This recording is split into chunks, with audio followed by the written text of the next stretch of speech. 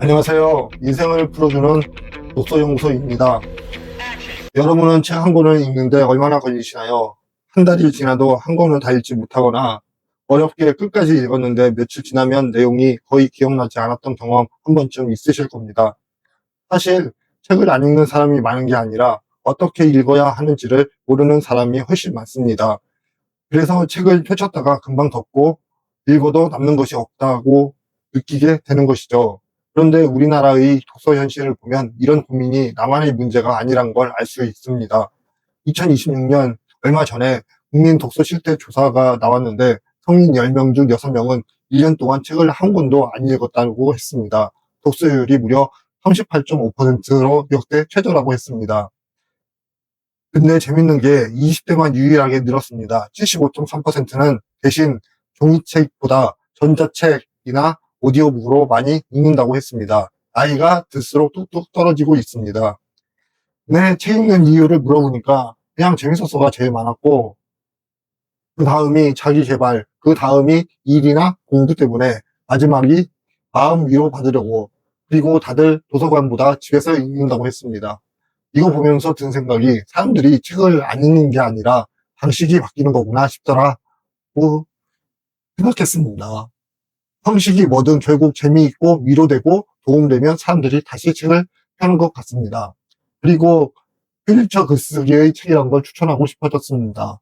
여기에는 여러 가지 장점이 숨어 있는데 글쓰기의 권위자들이 모아서 만든 책이기 때문입니다.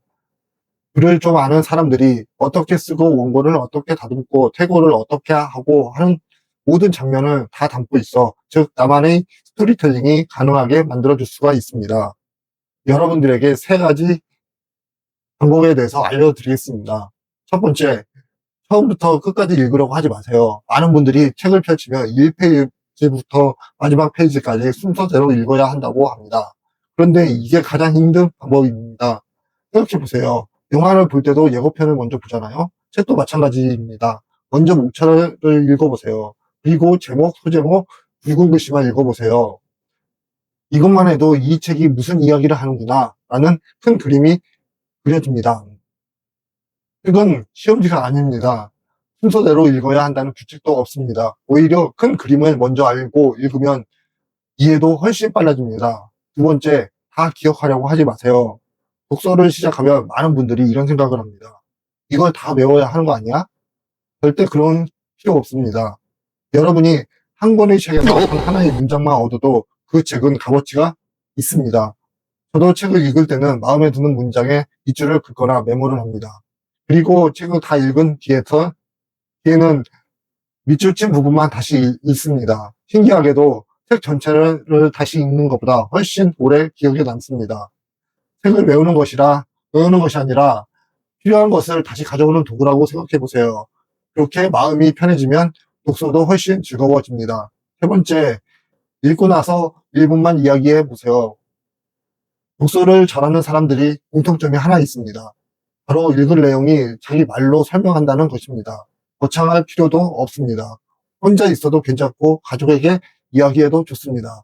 오늘 이 책에서 이런 걸 배웠어. 이 문장이 정말 인상 깊었어. 딱 1분만 이야기해 보세요.